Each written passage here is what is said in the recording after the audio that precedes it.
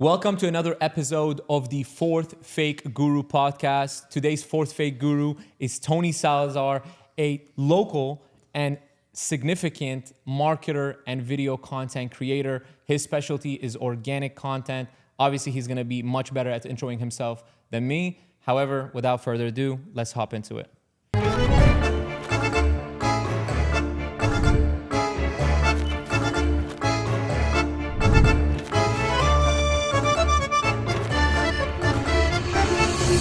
What's up, Tony? What's up, guys? Thanks for having me. Finally, we did this. I'm honored Welcome to be to the here. podcast. Something else though, like I kind of want to add to the intro is I think your specialty is also like developing connections and like walking to rooms and like meeting the right people. To start off like this conversation, I kind of want to go down that rabbit hole and find out exactly how do you just go into any room and people love you? Like you meet someone once and you see them again and they're like, dude, that's Tony. Like that's my dude. I appreciate that. That's like the biggest compliment I can get, and that's something I know exists. I've heard it a lot, and it's been super, super hard for me to pinpoint why that has been the way it is. And it's not always everyone loves me. It's one or the other. It's loves me or hate me. But they know you though, which is hard, you know. But regardless, I still walk in with the same size in the room. I walk in with the presence. And honestly, I have to give the credit out to Jiu-Jitsu. I've tried to break that down for years and try to figure out why. I moved to Tampa just 3.5 years ago, knew nobody here, was brand new in the area. And what I've been able to build here in 3.5 years is significant, especially local brand and presence. And I think it comes down to Jiu-Jitsu. I was just explaining that to the team this weekend. I spent 20 years of my life training Brazilian Jiu-Jitsu, not like a hobby, like an obsession. Like it was what I lived for in all my 20s. From 20 to 30, I didn't live for anything else but Jiu-Jitsu. I was living in a house with two other guys that also trained with me. We're on the same competition team. So we had like that Andrew Tate vibe house where we had mats in our garage. We're nonstop watching on TV and we're living to compete and we train 7 days a week. So I got really used to like showing up to do something hard. Like we'd sign our name to compete in an event. I did 4 world championships. And every day was like showing up, walking to the room, teaching with my coach. We'd go to McDale Air Force Base and he would teach the McDale Air Force Base and I would be his assistant to help him teach, talking to groups of people. So at a certain point, after a while, like I started to just be like, yo, I'm really comfortable in my skin. Like I think when you have physical confidence, it really translates into in-person confidence in any situation. So when I first moved into situations, that I noticed this like right away in St. Pete, I would get invited to go on some like boats with some people, wealthy guys, it's some really nice boats, and I'm going to do some boat days. I remember being on the boat and they'd be like, yeah, so what do you do? And somebody would say like, I'm a financial advisor. I'm a real estate agent. I'm this, I'm that. And I'm like, oh, I'm a marketer, but I'm also a Jiu-Jitsu black belt. All these eyes would light up and they're like, oh, tell me more. There was a lot more intrigue I found with people about that than almost anything else. And I was like, oh my God, people actually kind of like this thing I've dedicated my life. I think Joe Rogan made it popular. So I hope that's what helped. What got you into it though in the first place? Yeah, that's a crazy story. So I've been in martial arts my entire life since I was a kid. My dad, my dad had me when he was 63 years old. Damn. That's when I was born. Holy shit. That was a Colombian doctor. He was 63 and I was born. So the beauty of that is I was raised by a much older father who had a lot of life wisdom. He was very intelligent, had lived a lot of life by this point. And so he had a lot of wisdom. So he put me into really hard things early. So when I was like 5 years old, I was in martial arts and I had no choice. I was like, this is what you do. Nice. Fitness, martial arts, and it just made me go. I didn't even like it as a kid. Then I got really into it, and I was the kid that I would like run around the house with like baby powder in my hands and be like a ninja and like roll behind the couch and just make a mess. Oh my God. You know, thinking I was a ninja. So I did all that growing up, and I was always in martial arts, but it was like striking, like taekwondo, kung fu, like the generic stuff. It really wasn't real. High school ended. This is a story I've told a lot, but I go to a bar, local bar in Lakewood. It's like a pool hall, and I was with a girl, pretty girl. I was on a date. And we had, I wasn't 21 yet. She was 21, I was 20. So she was going up to the bar to get the pitchers of beer and bring it back to our table.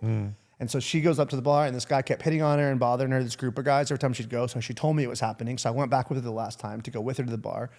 And the guy was still rude. Oh, you're gonna bring your little boyfriend over here? And so me being cocky, I take the guy and I kind of push his face. And I was like, get outside, let's handle this now. And I'm like super confident about it. This guy was a traveling wrestling coach that was in our city to compete for like some college wrestling team. And he was like a wrestler. So I went in the parking lot in front of like half my town.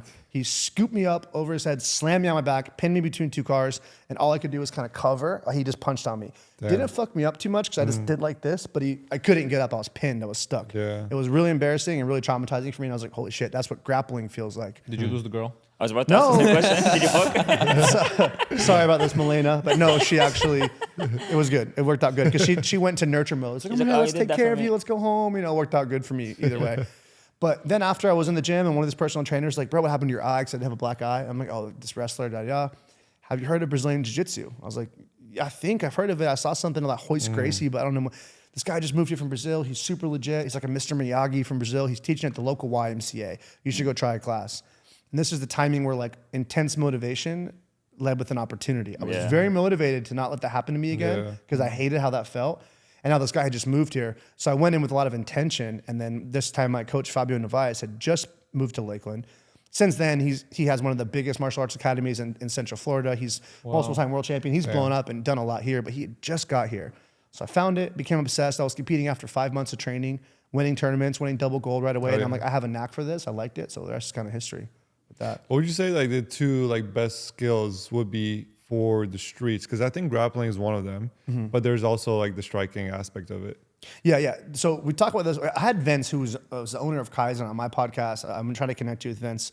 We talked martial arts the whole time, and we broke this down to a science. If you take out martial arts competition like sports, and then you go into what most people care about, which is okay, how do I stay safe? Me and my wife are somewhere. How do I not have us hurt if this situation arises? The most important thing is the ability to set a verbal boundary and distance management, more so than the actual techniques of fighting. And the way it translates is like this. Let's just say me and Molina I'm pumping gas, we're at a gas station, and some guy starts walking over, and he's about that far across the street, and I think his intentions are weird. And I say, yo, don't come any closer, man. Don't walk over here. Don't come closer. Stay over there. Don't come near us. And he keeps coming. I now know he has some bad intentions, and I have some time to plan what to do next. He's not close to me yet, right?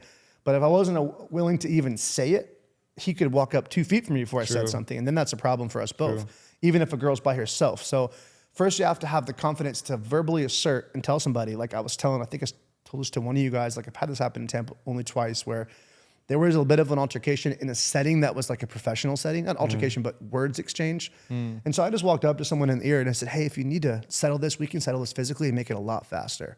But I said it in their ear when I was standing right next to them. And right away, their intention is like, no, we're good. We're good. No need for that. And I'm like, hey, just so you know, I'm fine to go there if you guys want to do that. And so I think that takes it off the table where there's no fight anyways, because someone's like, yo, this guy's not afraid to even call it to that. So telling someone something first, being able to verbalize it, takes fighting off the table for most people. It's like the dog that barks, right? And the second, if it actually is going to be physical in a street fight, the ability to manage distance. The most important thing to protect in any fight is your consciousness to make sure you don't get knocked out or choked out. So I'm still awake. How do you get knocked out? Kinetic force delivered to hit you, or someone squeezing your neck? So you need to know how close someone can be to you. So you're 6'6", you're rangy. I would be aware of how close I could stand to you where you wouldn't be able to punch my face, and I need to know where that is. So it's distance management. That's like, we're going to be working a lot at the UFC about that. I'm going to be having some seminar weekends where this is the first time announcing this, but it's cool. We're going to be having some like entrepreneur self-defense weekends where I'll teach a seminar on just like preparedness for a fight. Not to go compete in fighting, but like how to handle this if this was going to happen. How to handle this drunk guy pushing on you. How to handle things like this. A lot of us just being able to be aware of range. I love that, bro. Yeah, that's actually pretty intense, dude. What is the most like you think like martial art, like boxing or wrestling? What is the most one that you should learn? I think Brazilian Jiu-Jitsu. And I think Brazilian Jiu-Jitsu, obviously that's because I spent the most time doing it, but I spent the most time doing it after I had been exposed to all of them. And I chose it based on, I think it's realness. I still train striking. And if I were to get into a fight now, I would use striking for sure. But the reason Jiu-Jitsu is so important is because you could be a 30-year professional boxer. Let's just like level 10 pro boxer, okay? And all I have to do is get close enough to you to tackle you, and all your boxing's gone. I believe the same way, honestly. I feel like they keep even like proving it, like all the wrestlers that you see. The Russian wrestlers, it's all grappling. Pakistan and like Habib and all these people in Islam and everyone. But at the same time, when I think about it, in a street fight, were you not against one? Every fight I have been to in my life, it was never against me and someone, just one person. It's multiple. It has never been the case. I agree with you. It has never. Every time in a club, they always had their friends, and I have my friends, and it's always like a big thing. And I feel like the only one that always works is boxing. Yes, boxing's boxing, great. That's what I'm saying. I feel like because I never feel like in a street fight, I never feel like, okay, it's going to be just me and Christian. Yeah, you can't just grapple like real quick. Plus people would be in between. Plus people, like every fight we have been, always someone is grabbing you, someone is grabbing them. You need to just like land that one hit. You know what I mean? So I always feel like boxing is the best one for street. But I agree with you when it comes to like only 101. grappling is definitely the best. It's the best foundation to build martial arts Yeah. on. And we talk about this a lot. If it's a multiple situation, yes, striking's better off for you. Yeah. Realistically, this is not the movies. There's very little Steven Seagal's of that. You could be a really good boxer, and I still think 3 guys could fuck you up. 100%. Oh, yeah. 3 medium skill guys can fuck you up because you're not used to fighting 3 guys at once. You might be able to knock one out for sure, but by the time you knock him out, other guys already grabbed you. Like, oh, here. Yeah. So the idea is like for fighting the best odds. I look at things like data and efficiency. The best odds I have is if I can control where I make us fight. So let's just say me and Amel were gonna get into a fight, and I didn't know him, and I start seeing him square up me like Muay Thai, like he has like a stance, like he knows how to strike. Immediately, I'm gonna be like, cool, not gonna let him kick me, so I'm gonna grapple him hard. Right? And if you vice versa, if you see someone wants to square up like a wrestler, you have the striking, you have the ability to control. But the main thing with jiu-jitsu is that jiu-jitsu, the whole foundation, like your first year of BJJ, will only be escapes. That's what we train now. That's what Jose, when he was here, how to not be pinned down and held down, how to get up off the bottom, how to get out of a headlock. That's the most important. That's how fights, someone's gonna headlock you, tackle you, end up in a weird position. Sometimes guys just don't know how to get out, and the fight's over for them because they can't move. So if you just have the ability to at least say, hey, there's 0 chance you'll ever be able to hold me down, and I can always get back up and then strike you again, you're in a good spot. So it's like 2 years of jiu-jitsu makes you uncontrollable, and then after that, you add your boxing, your kickboxing, and then you feel really good. But you can take a really good striker. I've done this many times myself personally to a lot of really good strikers. You guys know who you are, and just remind them how easy they can be taken down. And where's your striking now? It's like it's not there. Not to say it's not good, because it's good to know. Yeah. But it's like having the option. So for sure, like I've seen a lot of Andrew Tate videos about this where he's like, boxing is, and he's a kickboxer, is the best. And I agree. Kickboxing, and especially if there's multiple, you're keeping distance. But again, until you've felt what grappling feels like, most people see it like they see Khabib or Islam, or they see Bilal Muhammad, and they're like, oh, I would just do this. I would just push his head and get up. And it's like, you think that It's not that until easy, you definitely. feel how hard he's squeezing you and how much pressure he's the pressure putting in the body. And You everything. can't move, That's actually crazy. I mean, it's really cool that your story is kind of like a Mr. Miyagi started, like Karate Kid style. Dude, I got so lucky with my coach. But I got so lucky. With I my do coach. want to pivot this conversation a little bit more to a different direction, because obviously, like, I love fighting, and obviously I think the viewers got a lot of value out of what we talked about. But I think I want to talk primarily, like, also as well on business, because that's huge. Of course. And then also pivot to family, because I know that's massive for you as well. I want to talk about like your experience as a dad, stuff like that. So let's dive into the business a little bit. Obviously, like, I did an intro, but tell the viewers more about like what exactly it is you do and what you can help with, and like what makes you guys like unique. Yeah, so I founded 8 Limbs Creative. 8 Limbs Creative is a content agency. It started off as me being a solo videographer, actually from jiu-jitsu, from me needing to make content about myself as an athlete. And that's what actually segued me into working with brands and working with companies.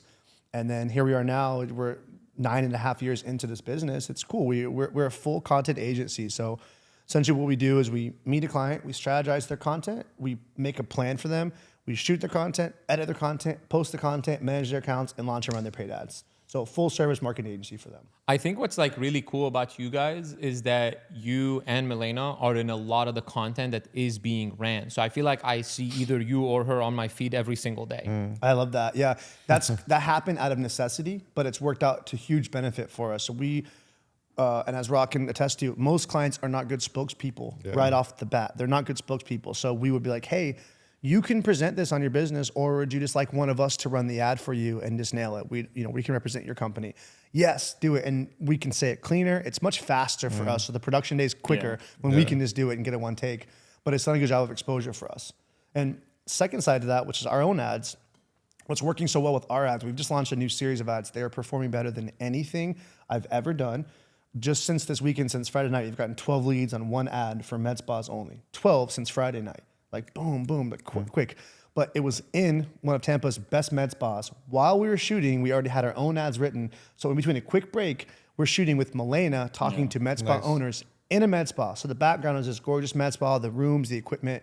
Then the same thing for auto dealerships and the same thing for real estate. So we're shooting our content already at our shoots in location. So it looks more relevant than us sitting behind a desk. Damn. And it's converting That's so very much good. better. So we just take a minute and we knock out our own ad, and then we get back to doing it. And the one we did for auto is amazing. I did that for weddings too. That was amazing because Yeah. like usually when you're a wedding photographer, when I used to shoot weddings, it was always like that. When I used to record all my lead magnet, hey, if your wedding is coming up, click the link down below. I would send you 10 poses that you need to do on your wedding, and the background is all just wedding and cocktail hours and stuff. I mean, I never ran ads at that time, but I just had them just to have them. Nugget. The real estate stuff's working incredibly well. We're already at luxury listings, so we just stop and do a quick ad. And we had done ads, we save them, we have them ready, so the team all knows them. And then we're like, hey, we're not going to schedule these. Just do them when you can do them. Yeah. Hey, oh, today's the perfect time. Let's go do it real quick. And we knock them out. And they work so much better like that. Yeah. So us being in the content has helped a ton. We've done this for a long time. We brought people in, spoke to people, but we're usually trying to do that with brands. It's really hard nowadays to build a business for someone online if the founder can't speak and isn't a good representation of the business. We just had this a plastic surgeon where I denied him work. And I said, hey, the problem is it's going to be really hard to turn you into a brand in aesthetics when you present like you look right now. This gentleman was in, I don't want to say too much about him. He just didn't look the part at all. And his demeanor and his tonality was very dull and very monotone. And I was like, I know it's going to be a challenge for everybody to get this done, to make you exciting and fun and how you be this plastic surgeon, you know? So we get in there for him. How do you teach someone to be better on the camera? That takes time. We have an online course right now, which has been really good as our low ticket offer, but it's also our lead magnet. So one of the modules in our course is my course on how to present on camera, and that's available for free for anybody right in my bio. So that's our lead magnet they get. So it's like, hey, if you want to make your own videos, here's my tips on, after 10 years of doing it, how to speak on camera, how to do pitch style ads, how to do vulnerable style videos, how to do family style videos, the tonality to take with each one. And it takes time, and this is why I make so much content at people's own fear. I think most people have such a fear of being rejected by others. Yeah. They shrink themselves. Yeah. We're all being videoed right now, and none of us have acted differently than before the cameras came on. We were all just talking just like this.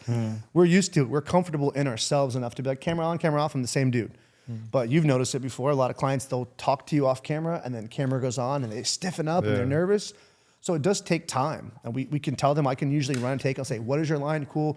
And I'll walk it through exactly how I'd like them to say it. And then obviously having Molina in the business for 3 years now, she's really good about delivering that to females. And she can do the feminine version of how she'd walk and say the same line. Yeah.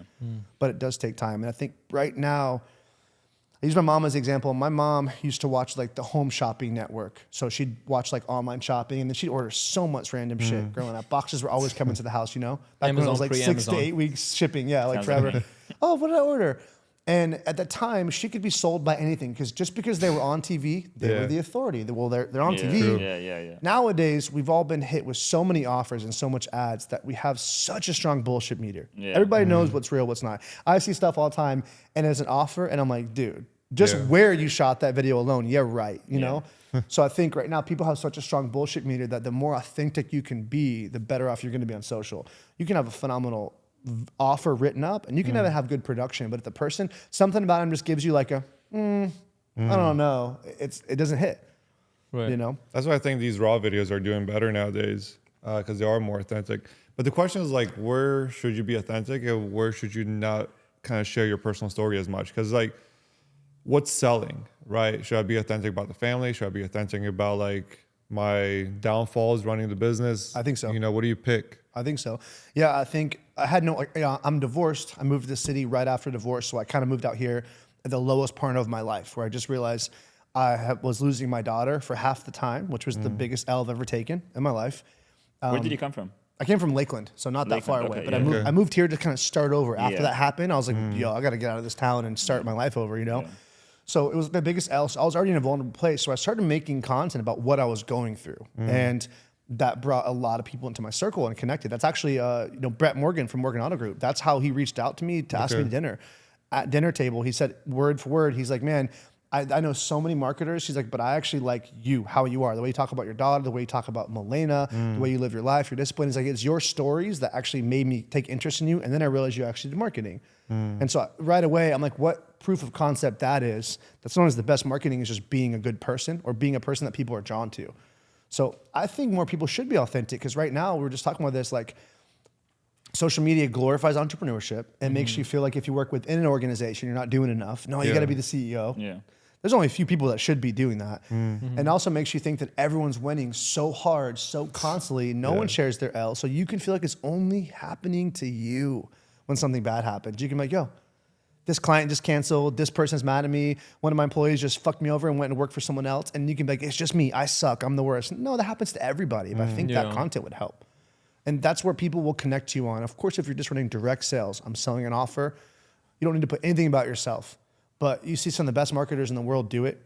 Grant does it. I just shared the video about The Rock where Layla Hermosi was making the video doing an audit of The Rock's account. I don't know if you guys saw that clip, No, I but it didn't was see that. beautiful. She's like, look at The Rock. Look at what he posts. He doesn't just post Terramana tequila. He Yeah, I saw posts that one. all the time how he's having it and how it fits into his day when he would drink some, not buy my shit. Yeah, he posts him and his daughter. He's posting his cheat meals. Just you get to know the person and then you sort of go, I really fuck with how they live. I like this person. Then you want to buy whatever they sell. So I think there's a lot to that where if you can make someone like you and look up to you, they'll buy whatever you're selling.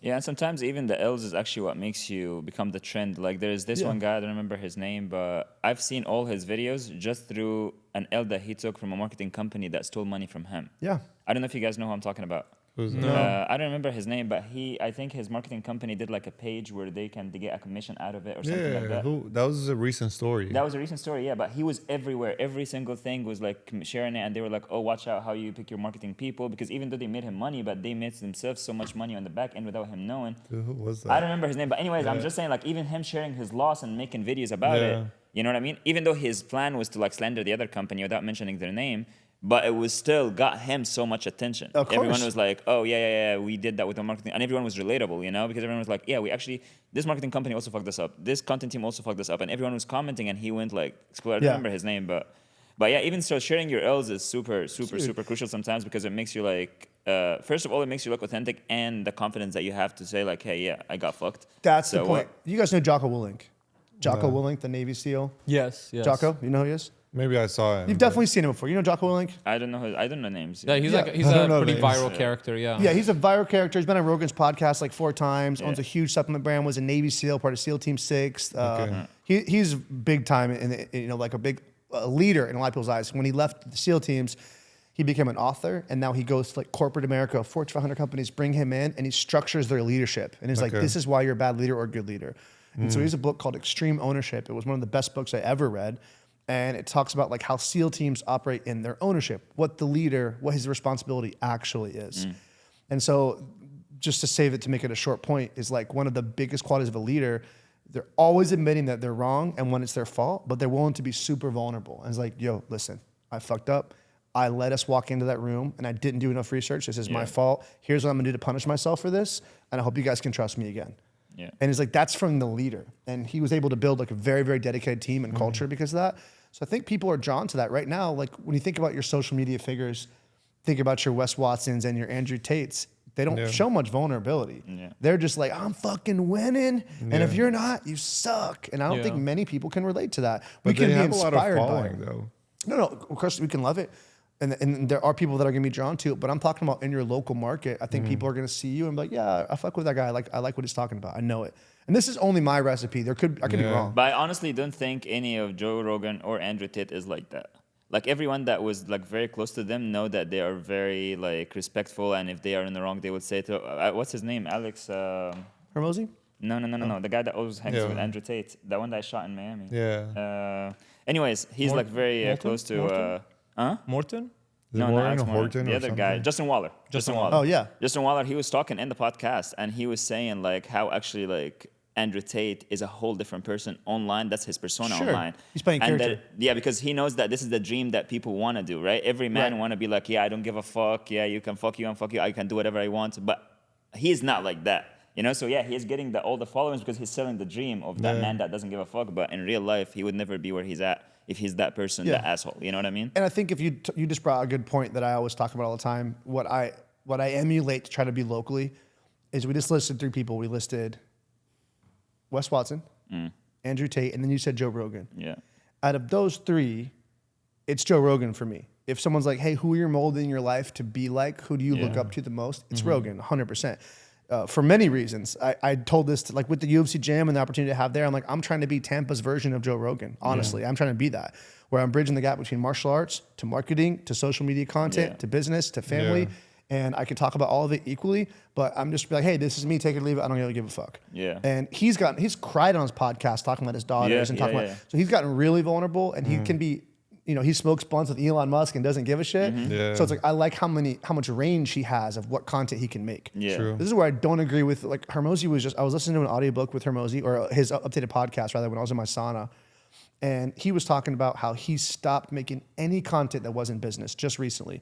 He was like, Layla and I were making a bunch of content that was relationship related, nutrition related, fitness. And he's like, now we stopped.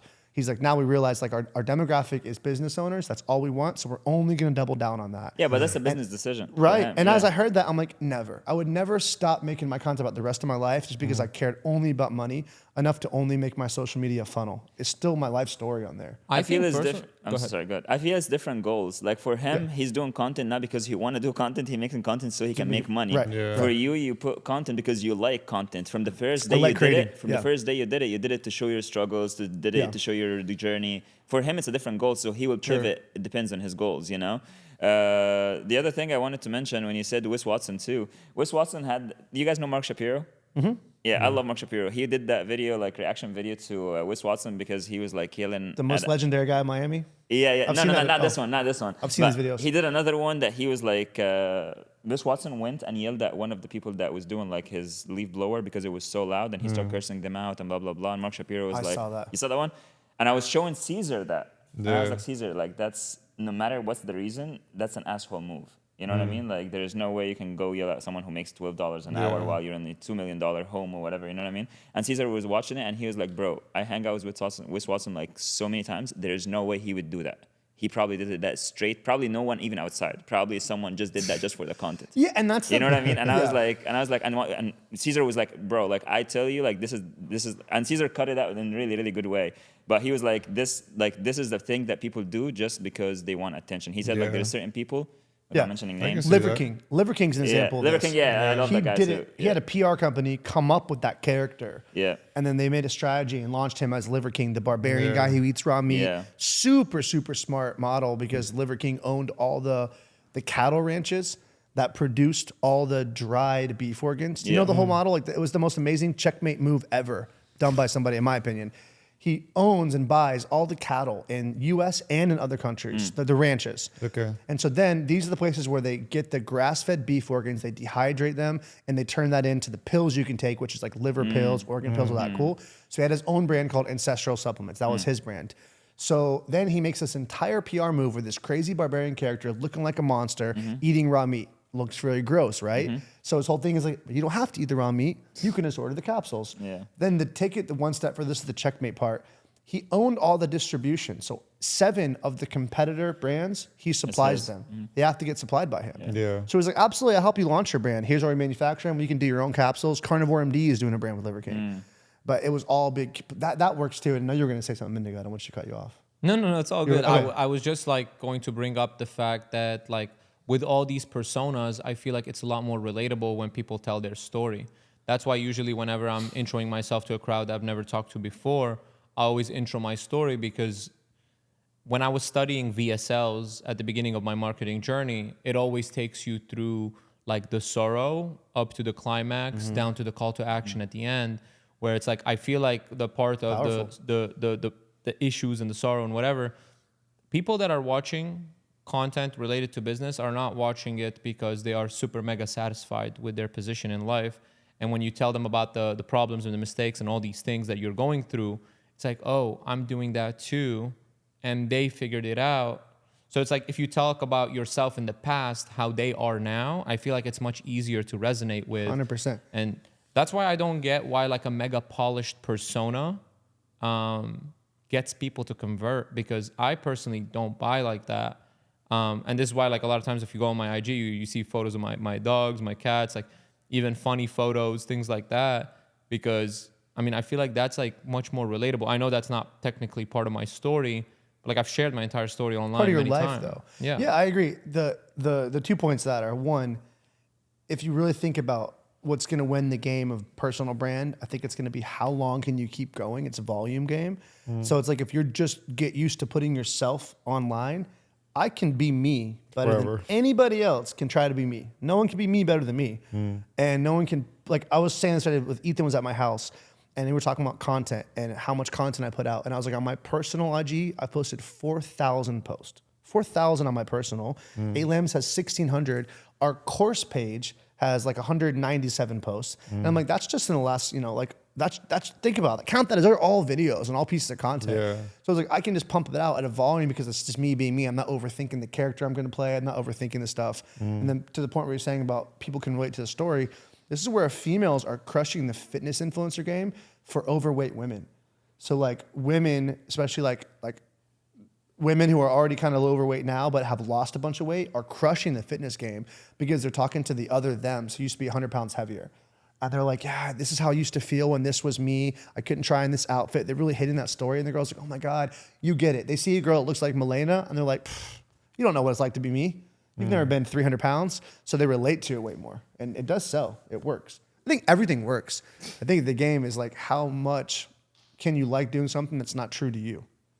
When it comes down to like your business, like where do you want to take it, like next steps? I like where it's going right now, where we have a really, really good team in place. We made 3 amazing hires since last time we had at that table. So we've done everything we need to do. We hired a new creative specialist. We hired a new local social media manager that's a girl here. And we hired someone to replace Molina's role. So the online education is a big push right now. We have our low ticket offer, which is our course, which is working very well. So we're booking so many calls from the leads.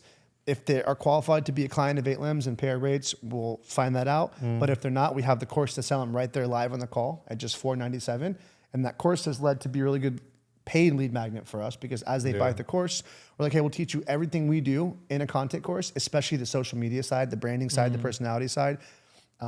3 people that have already gone through our course have just became clients after. Those were in real estate. But once they learn from us from that many modules, they treat you differently. Right. So I want to keep growing the business. I mean, I like what it's doing. I want to remove myself as much as possible from client-facing roles. And that's what I've done in the last few years, but I still have it because I still am the brand. So people will still like ask me a question and respond. It's not that I don't want to be in communication. It's just that now our team is better than me at doing those things.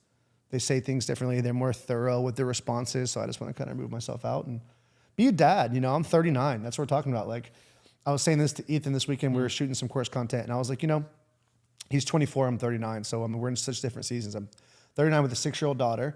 If you don't start to live your life eventually, when are you going to live your life? I'm not going to be the Grant Cardone who starts to live my life at 60. I'm not going to do that. And then finally is able to be a dad and be present dad, right? So if someone asked me, hey, bro, you make $30 million a year, but your daughter doesn't really know you, would you take that? Fuck no, I wouldn't take that. Like, I'd rather be in her life and make $1 million a year if I had to choose between those two. So, like, I want to prioritize that life, teaching my hobbies and my worldview to her and being with my family on the weekends and enjoying real connection with people that I want to be with, not just because we're trying to make money together. Yeah. Mel and I were actually at a mastermind, I think about a month and a half ago or so. And there is a guy that's an expert on business and family. And he actually said one of the craziest, like coolest stories when it comes to this. He was like, if someone has a 5-year-old kid or a 6-year-old kid and they walked up to them and they said, would you rather get $1,000 that you can buy whatever you want with, or would you rather spend a day entirely with me? And no kid will pick the money because it doesn't make sense to them. They don't understand what that is. So he said the biggest form of currency with your family is time. Time, 100%. Yeah, and I know it. And we're in this world right now. This is where I've always felt. I've been in rooms, entrepreneur rooms, many times, where I've felt a little bit alienated from the common vibe because I hear people speaking and I'm like, I don't know, bro. Like, I would rather be with Molina and Oakley than any of y'all motherfuckers on any day, anytime. And I like all you guys. I like people be like, oh, this 7 days a week. You'll be when your daughter's 15 and you're putting her in a Porsche. I'm like, no, that's not how I view life. That's not what I see as it. I'd rather teach her how to pick the right person. I'd rather show her what kind of man I am so she doesn't end up going with some fuckboy to Tulum on a trip. Right. That's my job as a dad, to be around and be present. So what are the life lessons that you want to teach her? Oh my God, man. I mean, that's a lot. Take your time to vet people. I want to teach you to do really hard things. I think that's something you find now in the world. Like what? Anything, whether it's physical, you build your confidence through doing hard things. That goes back to the first question you asked me on this podcast. Why can I walk into any room and feel that way? Like, I've been in rooms and I'm very underclassed to be in, but I don't feel like anyone's done anything harder than what I've done. To get your jiu-jitsu black belt alone, I'm like, man, that's hard so to much do. noise with that thing. No, you're good. Drink the water. We're hydrating, baby. Sorry, bro. So I think doing hard things, physical, mental, getting up and speaking in front of people. I wanted to have her have that culture of like she's trained jiu-jitsu now already, and that's a non-negotiable in my family. They're gonna train, but I make it very clear to her, like, since she was 2 years old, I've had her do affirmations since she could speak. So her affirmations are, I am strong, I am confident, I am powerful, I'm a beast, I'm a problem solver, I'm a winner. And she still identifies that. And I just try to make her understand, like, I didn't start to shape a really positive worldview until I came across personal development, moved out to this big city, and was like, oh, people are doing shit over here in Tampa and St. Pete. It wasn't like that in my hometown. Yeah. So if I can have her thinking like that from 6, 7, all the way, by 15, she can buy her own Porsche. And that's my goal for her, where it's just not like depending on someone for it, you know? What about like her future? Do you want her to go down the college route, start like her own business? No, I said that in front of my sister, and she got really offended and upset with me about that. I'm like, I don't want her to go to college. My daughter, she shouldn't need to. How do you plan on exposing her to the business world? She's already in it. She goes with me to events. She's watched me speak at like 10 different events. She's at the house when podcast guests come over. I mean, I pay her to work with 8 Limbs already. Like, she just carried in our banners, and I pay her $10. And then even Molina was talking about she wanted some different Barbies. And Molina's like, okay, well, let's talk. What can you do to earn some more money? She goes, well, next time you guys have an event, I can help Dad carry some stuff. And that's $10 more right there. And she's already thinking of ways to earn. We talked to her a lot about financial literacy too, because I wasn't exposed to that till later. That's freaking awesome. I love that, because I think it's the same way. I think like you can't teach them. I think you cannot teach them. I think you can only show them. That's it. And they just mimic. Like, I have a different story. Like Omar, my brother, he's 15 years old, and for the past 3 years, I have been paying him the same way to edit, help raw media. We want to grow. We want to take over this and that. I put him in online school. I take him to the office next to Jared and Gabe, and everyone sits down and edit. He edits better than all my editors together, like as creative. He's slower, yes, because he's younger, but still, he's a master at After Effects, master at Premiere, only when he's like 15 years old. Yeah. Always giving him the idea of like, yeah, you don't want to work at Publix for $16, Omar, you know, like, you're way better than that, you see. And he sees me, oh, Raw's like this. He sees me talking, he sees me like having my partners, and I always bring him here. And Emel and Christian also are a big influence on him. Even you guys with Salman, that kid. I love him, bro. Bro, he's a savage, dude. Bro, he's obsessed with you guys. Obsessed. And that's what I'm saying. That's powerful. They never like met him. Bro, like, he would be like, he's really close to me, and he would be like, bro, can I see them one day? Can you take me? Like, they, for him, like Iman Ghazi and like Axel Mudras, like, they were like, oh, I would love to see Emel and Christian. Can you take me there one day? And blah, blah, blah. And that's what I'm saying. For your kid, he has to see the same way that Salman is seeing us. You know what I mean? Like, you have to be such a powerful person where your kid is like, you're not forcing him to do that. He want to be that. You know what I mean? He want to be that person. And then he start trying and he start listening to you, you know? The expression that you just said is how my coach has always said it. And we're talking about culture. It's like culture, but you could call it whatever. But it's like, it's caught, not taught. I love that. So he'd always, like, my coach Fabio, like, yeah, you catch it from being around me for 10 years and how I speak to people and how I act and how I do the movements. That's what you catch. You can't teach. You can teach them the moves of jiu-jitsu, but not how to be a leader like that. Or same, you can teach them video techniques, but not how to have that charisma and how to close or what to say in this exact scenario. So it's caught by being around it. And that's the idea. We catch from our parents. Problem is, most of our parents, especially all of us at the age where our parents weren't exposed to what we've been exposed to. We're in the best time to live ever. We have access to unlimited information. And the concept of once you've seen, you can't unsee. That's how Tampa was for me. I lived in a smaller town. I got out here and I was driving on my road bike. And I was like, look at how many people have a house like this. Look at how many. And then I'm on the boats in St. Pete. And I'm like, look at how many people have a house on the water like this. There's that many. It just reminds you how much more. And then you start to realize, okay, well, people are figuring this shit out. In my hometown, there was like 7 rich people and they already had it because their families built it.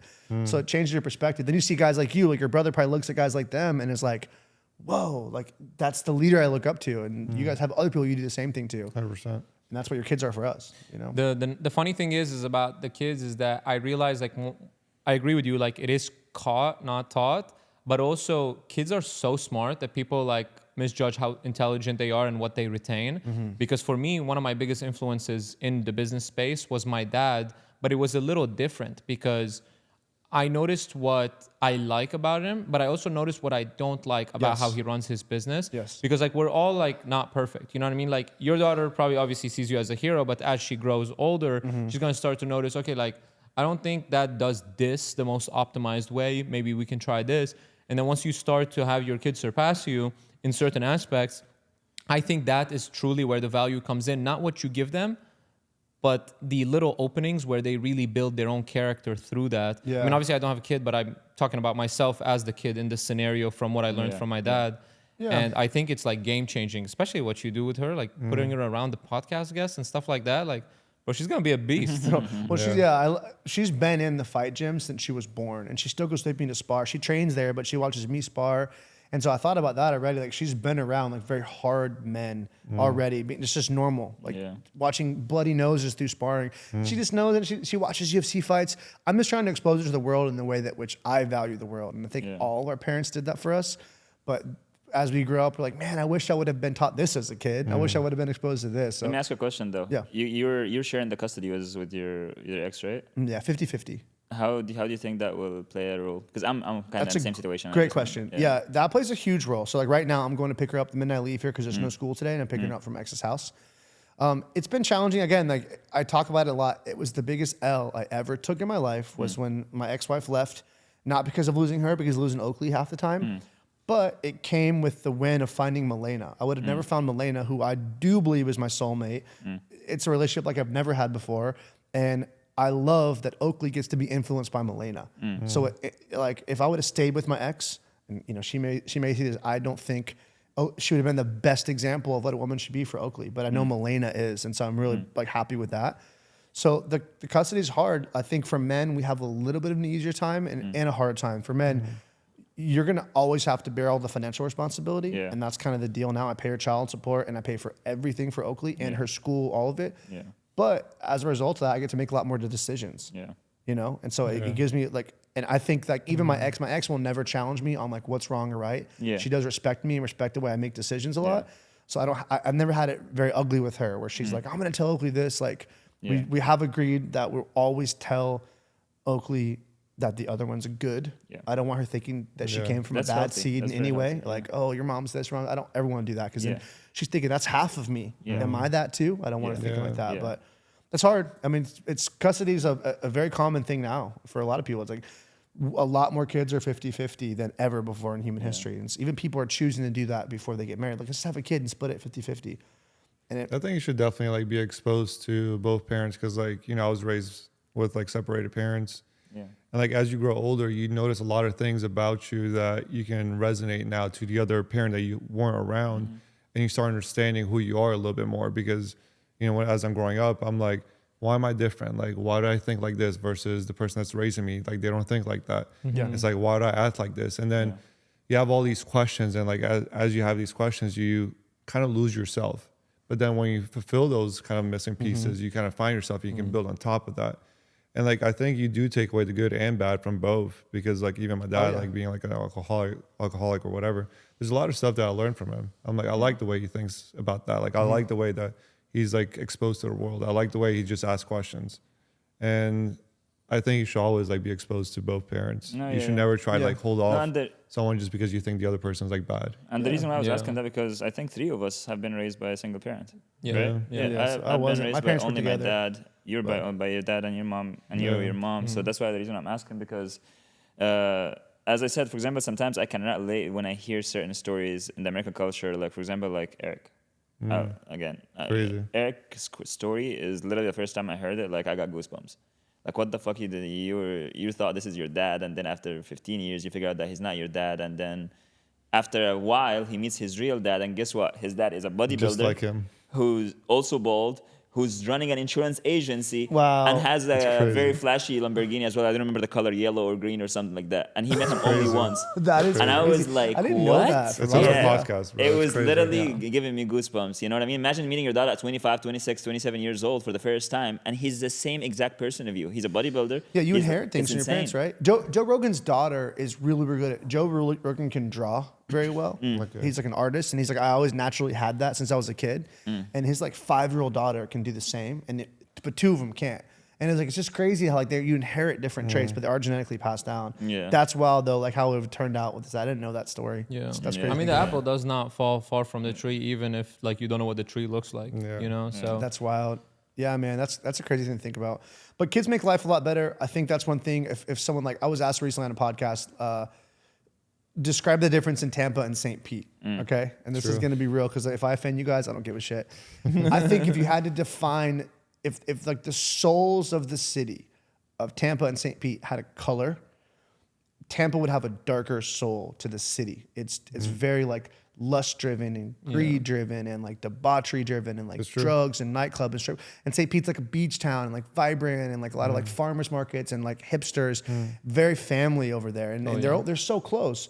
But that's the thing I think that like Tampa's missing the most is I feel like right now people aren't wanting to have families. They're waiting so long to even think. I have so many friends that are in their mid 30s and they're like, they're still just like being a fuckboy, going out, buying the tables. And I'm like, man, like that shit, doesn't that get old after a while? Like, don't you just want, I think that's the ultimate legacy anyways. Like I want a whole tribe of Salazars, you know, I really do. I do. You know, I want to have like a bunch of them and have kids that are at your Christmas and the house is full of people. I feel you. And so like, I think kids make life a lot better. It gives me a lot more purpose to work like this because this is, if I didn't have Oakley, I would not be this ambitious for business.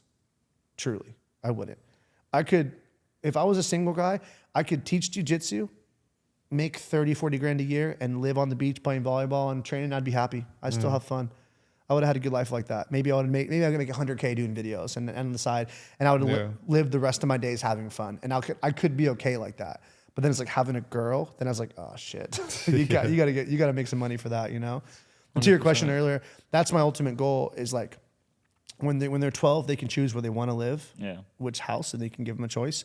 So like from now till then, I have 6 more years to make sure our house is the one she wants to be at. And me and Molina take that goal very seriously. We make sure that it's the most organized, clean, fun, the activities. We challenge her enough. We give her rules and structure and the food and the lifestyle. And are both your parents Spanish? You know, my dad was Colombian and mother's here. Yeah. Is here? My mother's here. Yeah. Okay. My dad passed. My mother's here in Plant City. Yeah.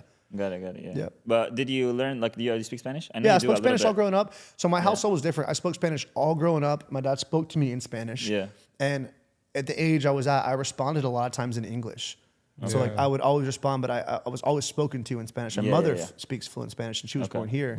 So I don't speak Spanish too often until like we went to Mexico to Tulum last year, and I was like, oh, I can still fucking speak Spanish. I was reminded that I could. What do you think you got from the Spanish culture that's different than American culture? Food. I mean, we had rice and beans every night. Culture. I mean, not too much. Personality.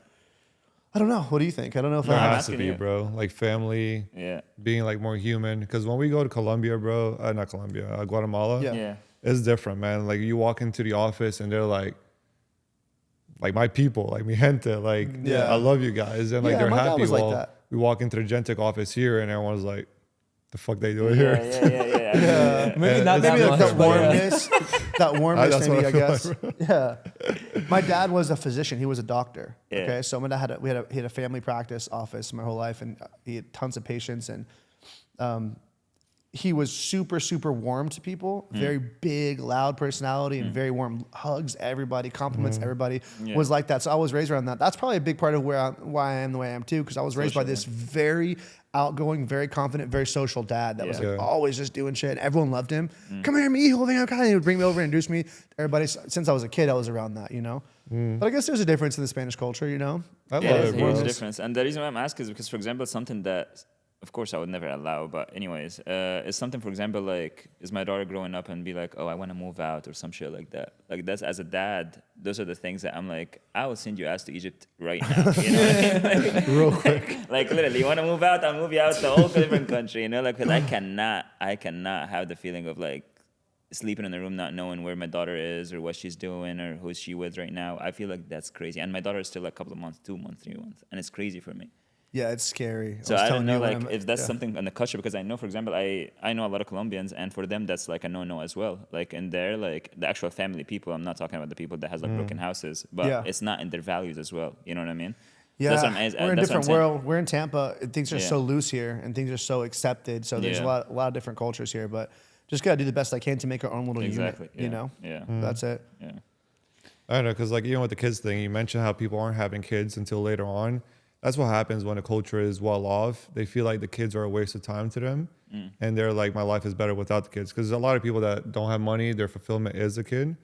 But I think when you're like 56 and you're not chasing money, you need that fulfillment from kids. So like you can't have kids when you're 60 unless you're your dad. Yeah, savage, right? 63, but... Are you the only? No, the story was crazy. I'll tell you, this is even a crazier story. You want to get into crazy shit? Yeah, good. My dad was a doctor in Colombia, anesthesiologist, had 10 children with his wife in Colombia. They had 10 kids already in Colombia, okay? And my dad decides to get out of Colombia, socialize medicine. I want to build a bigger life, better life. We're going to move to Tampa. We're going to go to the States. So he comes over first, kind of scope things out, find a place, working at Tampa Hospital. Gets over here, and then made enough money to bring the family over. And after all that happened, his ex-wife, her name was Alicia, I think it just came to the point, or his wife, where he was like, hey, like, there's no more love. We don't have anything between us. We're just like business partners, essentially. So he bought her a house. The kids were already grown and just kind of let her live her life. And they had like a very amicable split where my entire life, we would still go to her house. She lived in my hometown. So like my mom and her were cool. She taught my mother how to make his meals and make his food. And like we would go over there. And in my mind, it was like an aunt. And as I grew up, like that was his ex-wife. That was the mother of all the other kids. But it was just a very like accepted situation for all of us. And so then my dad moved to, and my parents were 30 years apart in age. You guys didn't ask that part yet. My dad was a doctor at Plant City Hospital. When he was 50, he met my mother and she was 20. And that's when they started dating. And they got married, and they were married for 13 years before they had me. He had no intention to have more kids. He just married her. They had 13 years is a long time too. And then she was like, yo, like you're going to die before me. I hope you're the last, at least. What's that? At least I hope you're the last. I'm the last. Yeah, okay. The last one. And then they just had me. I was like the last one. So it's crazy. The story was weird. My whole life I was super self-conscious too because my dad looked like my grandfather. Yeah. And everyone would always say that. And I always get like weird about that. I was like, no, that's my dad. It was really hard to explain it over and over and over as a kid. Something like that. So what's your concern with like, because you're like, they're always like business partners, and you and your girl are like also business partners, right? Yeah. How do you separate that when you get home? I think that, I didn't mean to say business partners. They were more just like life partners. They had no more romance. Me and Molina have a very, very cool, I love our relationship. I do think it's better than, I see a lot of other couples and how they are.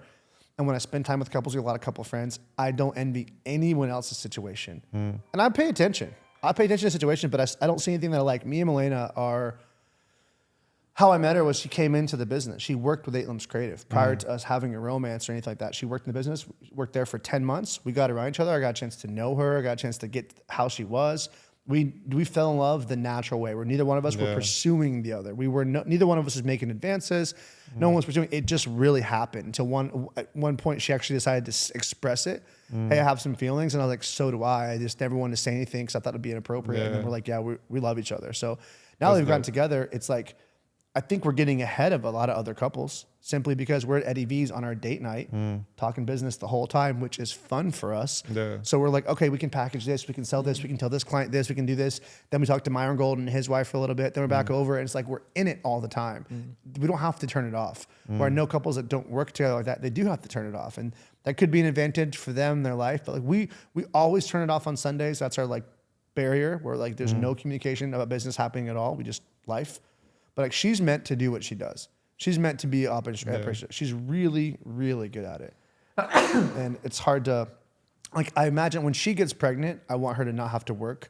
But I want her to work when she wants to work. Like being able to jump in with her laptop and just manage the team. Yeah. But it's like really hard to think about it not being in this company because without her, it wouldn't be what it is right now. She scaled this shit. When she came into the business 3 years ago, it was messy, unorganized, and it was just, I was a good salesman and I was able to sell videos to a lot of people. That was what it was riding off of. Now it's like, it's much different organization, super organized, down to a science, and she runs the whole team. You know, there was 2 people when she joined. Now we have 13 people that work in the company. I love females in a business, bro. Yeah. They just bring so much value. Whoever doesn't have females in their business, like hire some. We just hired another one, a local female. I was telling this to Raul last time. I think this is so beneficial for us in the med spa spaces. Even Bartow Ford, we were just one of our Ford clients. She's now presenting all the cars. So she's in their uniform, their company, but she's doing all the videos for the Ford dealership. But just the intro, like this is the 2025 F-150 Raptor, and then it cuts to a sequence of the car, doing walk and talks, talk about the stuff. And same as med spas, we have a female on shoot. If you show up to a med spa and there's 6 very pretty models, 2 female business owners, and it's a crew of men doing production, it's a different dynamic all day. You need to go mic them up. You got to give them direction. You see hair in their face. Having Molina there, she just runs over, oh, girl, let me get your hair. As they're doing something on camera, she's able to say, yes, girl, looking so sexy. She's able to say things that I could never say to the client, but hype them up in a way where they respond really well to it. And then at the same time, a girl making ads for med spa marketing, I think it's a lot better 100%. responses than a guy making ads. Because they know what they want to hear. 100%. And she looks the part. She looks like she gets those services.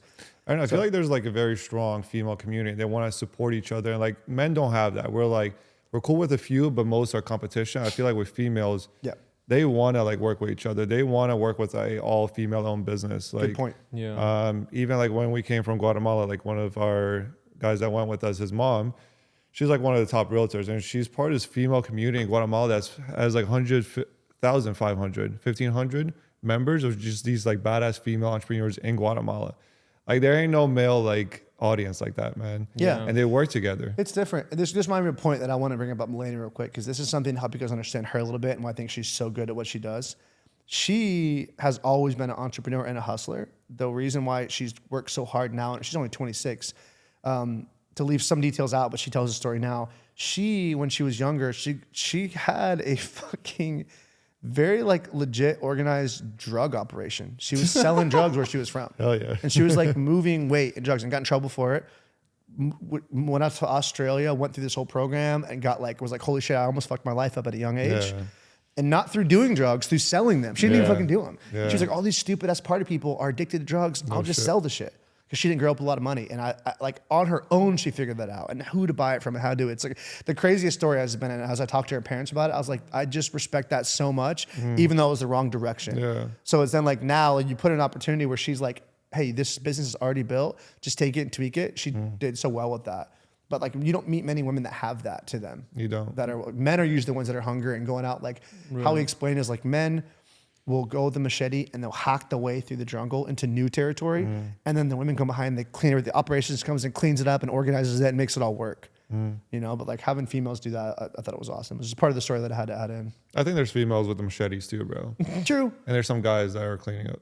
It's true. No, because like I don't mean to say that. there's some dumb guys, bro. Like there's some females that come in and fucking run shit, bro. And even guys aren't as smart as like some females, bro. You don't see a lot of them in the content space though. You notice that? Who, females? You don't see many females in the content. I don't know, like for example, between Alex and Layla, like I know that you like noticed it like when you went there, but like I knew Layla was smarter than Alex. Yeah, Layla from the is. first few videos I saw. I was like, bro, she's smart as shit.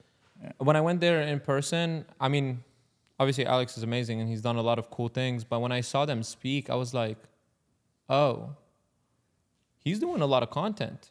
She's doing a lot of running. You know what I mean? Yeah. This is my point. But he would not have been able to be what they are now without her. Without her, Agreed. yeah. That's the Agreed. part. Like, That's what I mean. And not that's not to say like a woman, it's the woman. Right. The they're one that smart has ones. that skill set is geared like that. Right. That's like we've looked up to them so long, but I do feel like that's Molina too. Like she has those qualities. And I really do want to go back to what you were saying about like how like there is like a very strong community like between the females. Like for example, with my fiance, obviously she's in medical school. She's doing a completely different track, but she wanted to do like this like side projects of like Pilates socks for fun.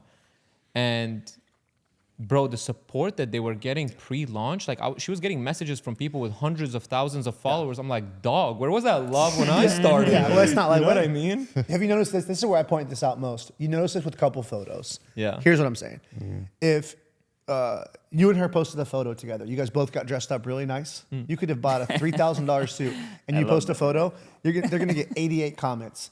87 comments are gonna be how gorgeous and beautiful she is, or maybe one's like, bro, you're so lucky. It is never, you look nice, bro. It's always like queen, slay. That's the culture, and that's a good thing. You know, like I've learned that the content that we do that does the best is either when I'm like saying something really polarizing or when it's me and Molina together.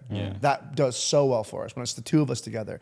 So you're right, women just come forth to support women like crazy, and it helps.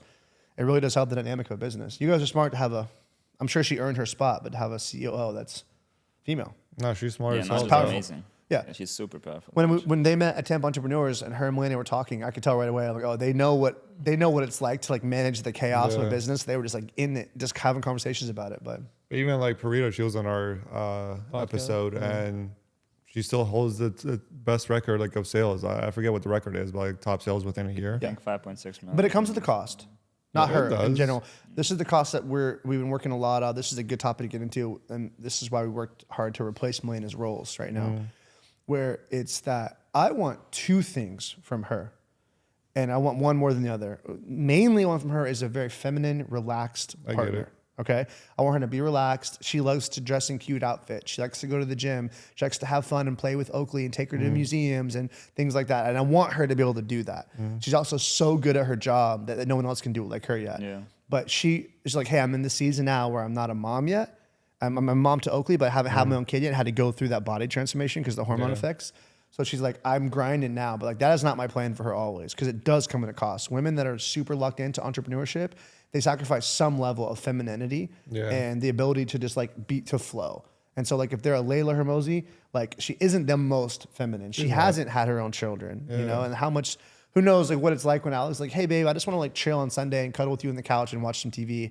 And she's like, no, this shit to do. You're like, well, damn, where's my girlfriend? Do I need to get a different one? Because I want someone to cuddle with. I don't think that's just strictly for entrepreneurship because I see that with my fiance as well. Like, I think anyone who is like career driven is probably like a little bit more accurate because like she's a beast too, you know, like waking up at 4:30 a.m., going to the hospital, coming back the next day, like stuff like that. I'm like, dude, like sometimes like she even is talking to me and even though it's not the same language where it's like business to business, where she's talking to me about things that are in the medical space, I'm like, dog, I understood like 3 words in that sentence. Like it's very difficult to like always be on top of that. So, I mean, I totally get that. Yeah, I want her to be able to be where she's happiest. And I feel like business and problem solving is good, but also like women are meant to be in that state of flow. I think that's the most natural way for women, that state of flow. Where, and like, I think one of the best ways we can like use women in our lives, especially if they're our partner, is like women have really good intuition about things. Have you guys noticed that? 100%. Like I trust her intuition. She instantly, I'm like, hey, what do you think? And she's like, I don't know, I got a weird feeling. All I need to know. That's all I need to know. Same with my girl. Say less. I'm not doing it. Whether it's a collab with somebody or a partnership or someone, I'm like, all right. And I trust that. And like, there's a way to do it where like both people are using their best skill sets, you know? I agree. Yeah. Dude, this has been one of my favorite podcasts I've ever been on or filmed or anything. This has been awesome. I love to hear that. Yeah. So where can we see you in 2-3 years, man? I know you say you want to build. Obviously, you plan on supporting your family and so forth. But what's the next step? Like, where do I have myself in goals? I mean, hopefully I can have more kids in the next couple 3 years. I'd love to see 8 limbs at $10 million a year. That's the goal I have set for myself in the vision board. And I'd love to be working with clients that we feel alignment with. The place that we're at now is like, we've talked a lot about this, about money and where's the freedom number and why do people care so much about money? Once we started taking home a certain amount of money per month and I unlocked every door I'd ever wanted to unlock, nothing got better from there when I made 10 more grand a month. It didn't change much for me. So I want to be in a really happy, relaxed place, still very physically fit, still very present with my family, and still enjoying what we're doing, working with clients that we like making content for. We're in that place now where we're just not taking clients if we don't believe in what they're doing. I had a call this morning where the guy had a really boring industry that I was like, hey, like we could do this, and he had the budget, but I'm like, I just don't even get excited hearing about it at all. So 100%. I want to find that alignment where life feels fulfilling and feels full and feels good. You said something that most people don't say, like stay fit. Yeah, that's like, a huge goal for me. Yeah, I like that, bro. So because that's important to me too, that's a bare minimum bro. for me. Yeah, becoming a millionaire without a 6-pack would be a loss for me. It would be an L. That'd be a big L because I've been an athlete my entire life, and I've always said that like that's harder than being a millionaire right now. But I think I can still stay both. 100%. I can do both, where I'm like grinding, and that's what if you guys seen the new home gym I just upgraded into. I just put what I had before is nothing like what I have now. Yeah. We just upgraded hard that home gym. So now I have no excuse. I don't have to leave the house, go to the gym anymore, talk 100%. to people, deal with any distraction.